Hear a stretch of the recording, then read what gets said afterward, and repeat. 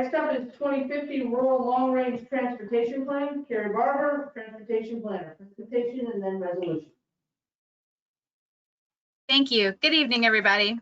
So the full document of the Rural LRTP is in your packet for review. So this will be a brief summary.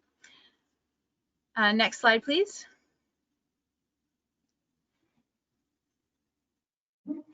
So the 2050 Rural LRTP is part of the GWRC Rural Work Program for FY20. It's a 77-page document that we've been working on for nearly a year now. It details population and employment profiles for Caroline and King George counties, and maps distribution of populations that may experience barriers to mobility, and analyzes how projects may affect these populations, summarizes the existing transportation network, and identifies highway and active transportation needs and potential funding sources for the projects. Next slide.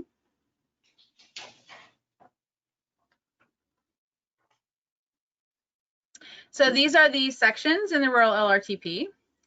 You can see several: introduction, population, land use, highway needs. This map is an example from our safety section. It shows intersections marked for potential safety improvement and a heat map of crash incidents in the two counties. Next slide.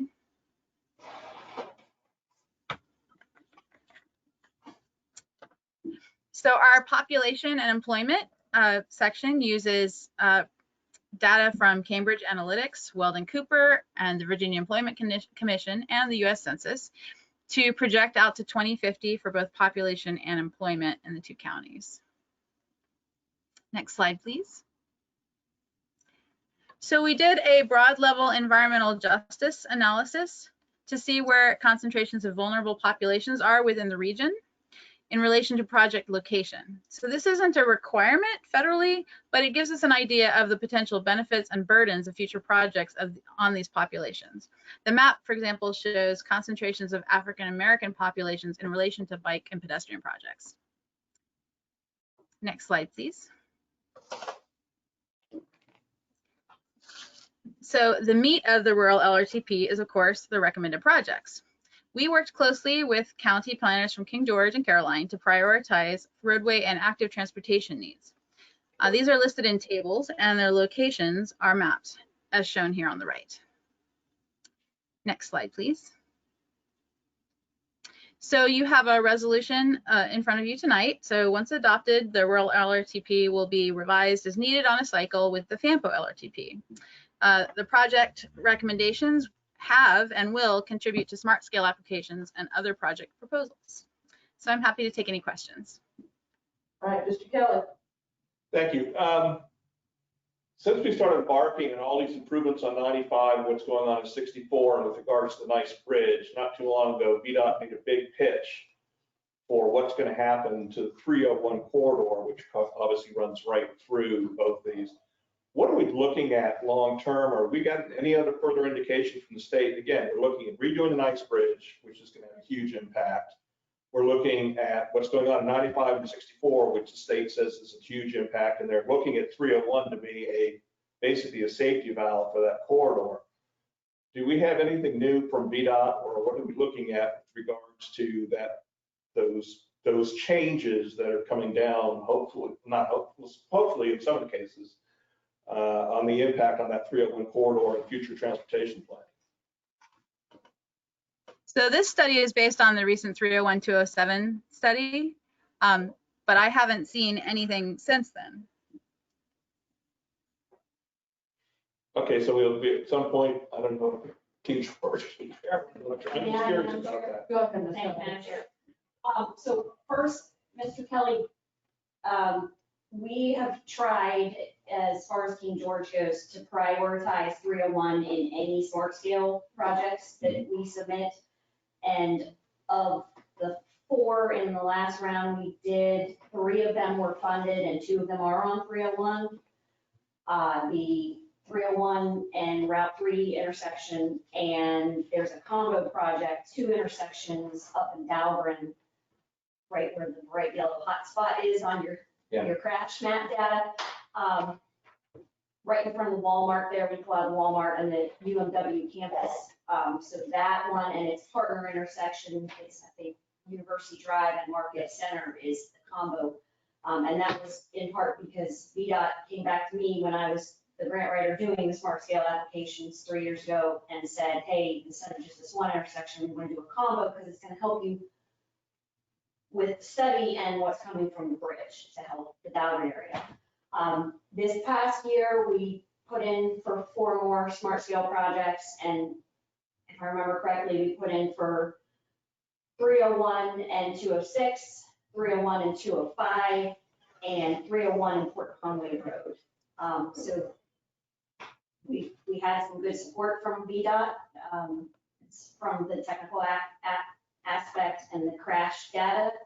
But as far as like any big major plan or anything they're telling us, it's the 301 study and here comes the bridge. So we're not really looking too far. Not really much further than the recommendations in the 301-207 corridor study. That's referenced a lot when you ask them, because I had a concern for the intersection right near the bridge that we had residents that lived down. But they basically always go by the data from the survey.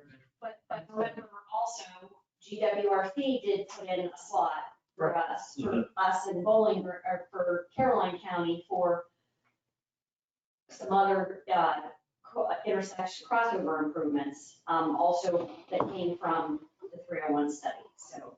I'm assuming there's some concern in Caroline and King George, what's coming down the pike on the 301 corridor. Oh, yeah. Oh, just a tiny bit. Four wheel is very concerning, you know, and then there's some of the speed limits too. We've had some issues with that, what we can do with that with VDOT when they come. Do we need to change our, I mean, we're not, I'm a firm believer that while you all are not in FAMPO, that 301 corridor is critical to the region. So I would be really interested in what we're doing in long-term planning and what we can do to help with long-term planning on that corridor, because that is going to become more and more important as time goes by. We would greatly appreciate that. Yes. We are concerned as well. Thank you. And I do have just a couple other things. Carrie, thank you for indulging my many edits. But to be clear, the version that we're adopting tonight is not what's in the packet online, right? The maps, because I'm looking at the online version that still has the old maps where 205 and 206 are mislabeled on every map. Right. I believe you've been supplied the most recent version that incorporates all of your edits. And did everyone get that? Was everyone on the committee, on the policy committee provided that? Because I know I was provided it. You know, to be fair, I'm not sure to your question, but you can make sure that you are, but I think you've outlined what the changes Yeah, are. and the main, And really make sure that is what you all pass, assuming you do, is representative of your correction.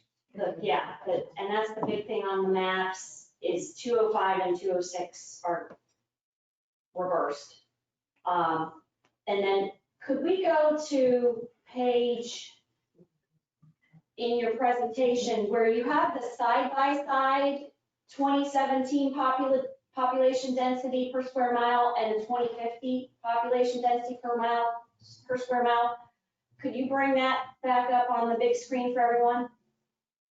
Thank you. So my question is, and I think I asked this when I sent it, but I don't really have an answer. Can you explain to me how you arrived at your scale? Because if you look at the shadings on your scale, it's really not a one-to-one comparison. Your lightest number in 2017 is 0 to 107, and then it's 0 to 116 in 2050. And it's pretty much like that for every category. And I just feel like if it were a true one-to-one, it would be a lot denser looking in the second one, I guess. Okay, forgive me. I couldn't hear your question very well. But I will say that the staff member that worked on this, I can speak with him and get back to you on his methodology. So I'm here. This is Matthew Lane, a transportation planner with FAMPO. So these maps have since been updated, and they should have been updated in the document that you received. The presentation was out on, I guess, Wednesday or Thursday, and everything was completed and updated on Friday. So that has been fixed, and these scales are now the same. They were just not included in this presentation at that point. Thank you. And then the only other thing is, I saw in the version that I received, page 47 was corrected, and I just want to make sure that that's how it gets passed. That's all. Thank you very much. So- Did you send out the adopted version for everybody to make sure everybody has the proper version? Yes, this is Kate Gibson. So I'll just clarify really quickly. We didn't realize that we had not made the corrections until after the packet had already gone out. So we did not change the packet or the version that has been posted online since that packet had gone out. But we do have the corrected version now. I can pull it up if you need me to, and we can also send that out to everyone so that everyone has the latest version with all of the edits suggested by Ms. Kupka. Yes, we would like that, and also make sure it's right on the website. We will do that, absolutely. Does anybody else in the room have questions? Ms. Austin? No, I was just saying, what are we voting on? Which version? That's a good question. Well, that's what I was gonna bring up. Can you send it out right now so everybody can look at it? We can give a minute or two. What, does it have to be voted on tonight, or can you just punch it to the next meeting? Our next meeting won't be until January unless you change something on your schedule. I think Ms. Kupka has been, she's been very helpful about those corrections, and so all of those have been included. So if we can pull it up now, and also we can commit to you that we will make sure that what is attached with the resolution and submitted is the corrected one, and get that out to you tomorrow, just to be sure. So I was just saying, why don't we just table this until you have a chance to review it? I don't have a problem. But my Madam Chair, so my issue is, I know I saw what was emailed to me reflecting the edits I had. I just don't know that all of you did, and it's not what's online, and I don't want you feeling uncomfortable with I think if you're good with it, adopting a resolution. I am comfortable with as long as what the I version you saw. see is what gets voted on. Yeah, I just don't want to put you all in a position. Well, the general direction of the plan is correct. So you're just making, Yes. so we're not making any, what you made, I don't want to put, And these were. take issue with you making the changes. Should be labeled It's this. more of, it's more of technical changes, not material changes to the document. Yeah, and I have ran where the base's name was not correct because it's changed. So there's just little. If you want to just reference that what version you have in making the resolution, that's fine. Mr. Black, representing Caroline. Thank you. Thank you. All right, so do we have? That's it. Can't get those little things at my house, but I can get them here. Yeah, I just want to find the email. Madam Chair, Go ahead, Mr. Mack. thank you. Carrie, I've got a question for you, and maybe for the rest of staff. With regards to 301, do we have data on commute times, traffic patterns, any of that kind of congestion type of data that we're currently seeing right now? I know we're talking about the potential growth of the area, and then also we're talking about a lot of widening projects on 301 and the nice bridge. Do we have any of that congestion data currently? We have access to it. Am I talking over someone? Sorry. We have access to it through a subscription to INRIX. We can get that data. So, Okay, the reason I'm asking is because I'd like to take a snapshot in time. I'll admit to being inherently skeptical of road widening projects. I think we've seen enough studies from across the country that have shown they haven't been super effective. I'm not going to stand in the way of this. I'm happy to support this, but I would like to know that so that, say 5 years from now, we'll be able to take a look and see if it was successful, and then hopefully, and if it was successful in helping reduce that, then the congestion and the traffic times, then great. But if it wasn't, then we can hopefully look to that as a data point in the future to say, look, we need to stop doing road widening in this area and start looking at transit as a potential solution instead. Just want to make sure that we can have that data point captured somewhere as we move forward. Thank you, Madam Chair. Certainly. The answer is yes, VDOT does have that data because frequently we use it in writing the smart scale applications. And as far as 301 widening goes, virtually, I'm fairly certain all of the 301 projects that we've submitted and very many, if not most of the recommendations in the 301 corridor study are not, in fact, widening projects. They are actually the new creative alternate intersections, the median U-turn intersections, the R cuts, roundabouts, things like that. So I feel like from that perspective, as far as the traditional widening goes, we tried that once before in 301, and VDOT said no, they did not fund our project. So now we're going with their recommendation. So I feel pretty confident in that we're looking at and trying to advocate for what the engineers are saying should work, given what they think the impact is going to be with the bridge doubling. Got it. Okay, I appreciate that. I was just looking at page 61 of the report, and they talk about the other principal arterial, and they, under King George County Highway needs, and the first two is James Madison Parkway widening, Kings Highway widening, 3, and then the Nice Bridge, and then with the widening there as well. So just because those first 3 projects I saw both mentioned widening, that was the reason that I brought it up. So thanks for the clarification. Yeah, and some of them, Mr. Graham, too, if you travel on 301, we have a lot of left turn, like cut through both sides, so it's eliminating quite a few of those, so there's not too many of those left-hand accident potential turns. Great, and like I said, I'm definitely not going to stand in the way. You guys know more about your locality, of course. I just wanted to kind of just take a snapshot just to see, how that was going to work down the line. Just if in a way, like I said, if it worked, great, and if it doesn't, just want to make sure we would have the information ahead of us in 2025. So thank you. Thank you. Is there anybody else online has a question? Anybody else in the room? Right, Ms. Cochran, did you? Yes.